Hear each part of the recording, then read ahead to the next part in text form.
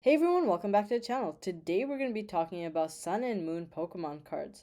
Now I know there's a lot of conversation happening right now in the Pokemon TCG about the sort of pullback we're seeing with a lot of single and sealed, particularly in terms of modern. But I'm kind of making this video in reaction to this in a different way than I guess would be typically expected. I personally feel like that pullback that's happening right now in terms of sealed and singles is not too substantial an issue. It's not going to be something that's prolonged or going to be extremely profound in its effect in terms of across the board in the market. And there are a couple reasons for this. After a long period of growth, it is natural to see a level of correction in the market for singles and sealed. But we have seen a pattern, generally speaking, where these products and singles tend to veer back upward after a period of sort of pullback, a period of sort of ebbing, a period of people selling off a lot of the cards to capture some gains and so forth. But secondly, it's not something that's actually pervading throughout the entire market. If we take a look at Sun and Moon, I think it's a very nice and clear example that there are parts of the market that aren't being affected by this. So we're going to be taking a look through 4 major sets from Sun and Moon, and we're going to be quickly breezing through the top 3 cards from each of these sets. So without further ado, let's get into it. Starting off, we're going to go with Cosmic Eclipse, the final set of Sun and Moon, my personal favorite set from Sun and Moon in general because of the sheer volume of alternate art tag team cards that are just fantastic, plus some really solid trainer cards that give it a very nice robust palette of cards that kind of give a lot of collectors different options, at least one amazing card that they would definitely love to chase. And this set, as we can see in terms of the top 3 cards, very expensive, over $300 all 3 of them. If we take a look at number 1 here, we're going to be seeing this trend generally speaking.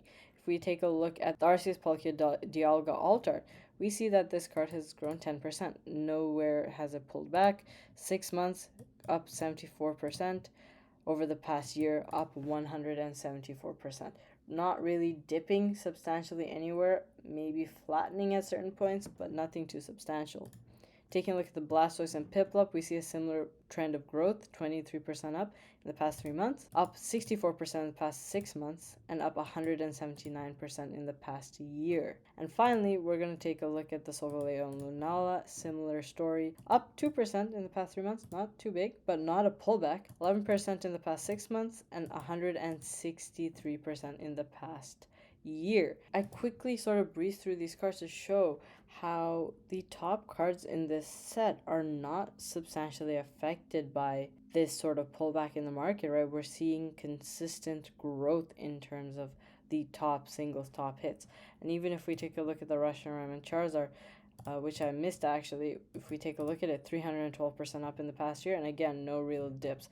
Now, you could be thinking this might just be Cosmic Eclipse that's sort of experiencing this level of growth and isn't exactly having a retraction in terms of growth. But we can take a look at Unified Minds, another late Sun and Moon set, another one that features alt-art tag teams.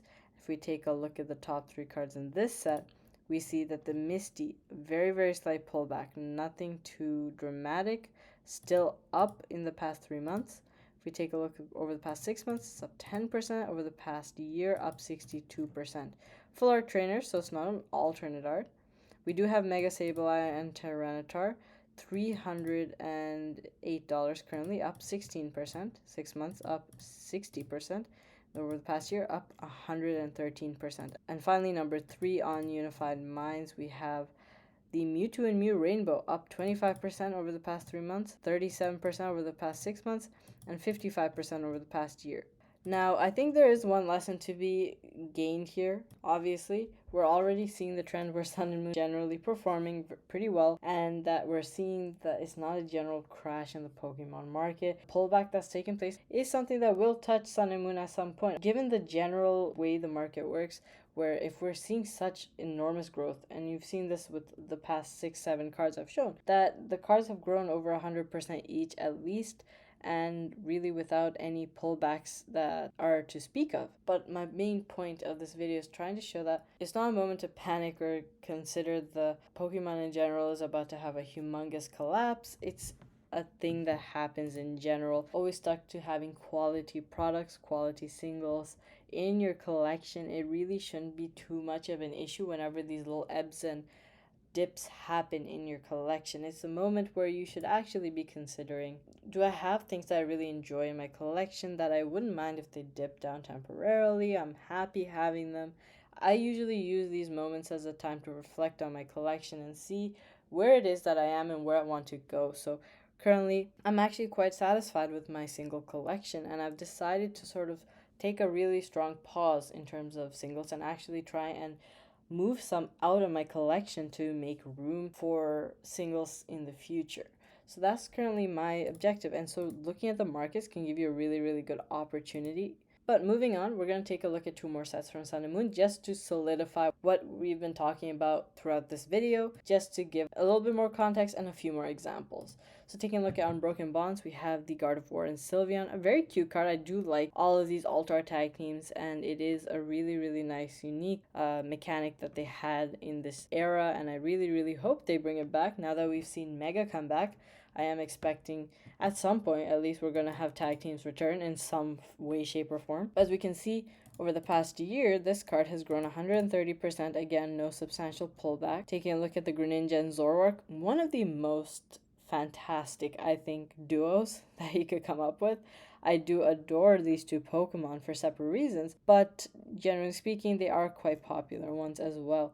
And over the past year, 150% up. Very, very slight pullback over here that was less than $10 in terms of its drop, but again, nowhere close to making a dent in terms of the trajectory of this card. And then finally, Marshadow and Machamp. I think this is one of the best looking cards, just purely in terms of the background. I don't know why, but I always love sunsets, sunrises in general in real life, but when they're captured in artwork, they look tremendous and always enhance the cards or paintings or wherever they're featured. So I really love this card for that reason. And as we can see, $205 over the past year, up 197%. And finally, we're going to take a look at Team Up. Of course, the most desired, most loved, most expensive set of Sun and Moon, because of this one delightful card right here, the Latias and Latios Lovebirds card, whatever you want to call it. Up 28% over the past 3 months, so really it's been moving up quite substantially, and 172% up over the past year. But bear in mind, 172% growth on a card that was $900 is extremely high. I mean, also bear in mind the valuation when this growth took place. For a lot of the previous cards we saw, they were going for under $100, so that growth definitely substantial, but 170% growth on this card is truly crazy, taking it up beyond $2,500. Now, last two cards, we have the Gengar and Mimikyu. Really, I don't like this card, to be honest. I like the regular GX much more than the alt-art variation here. Over the past year, up 201%. And then finally, we have the Magikarp and Wailord.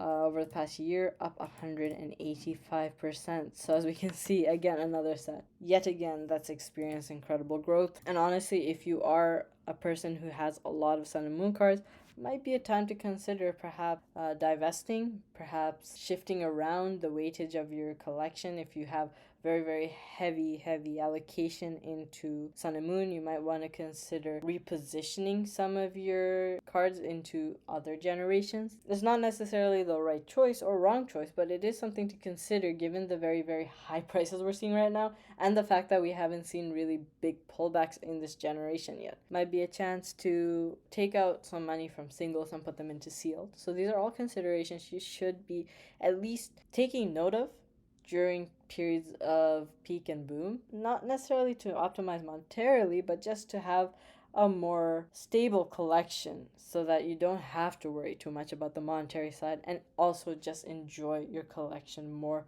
in the long term. But that will do it for today's video. Hope you all enjoyed it, and I'll catch you all in the next one.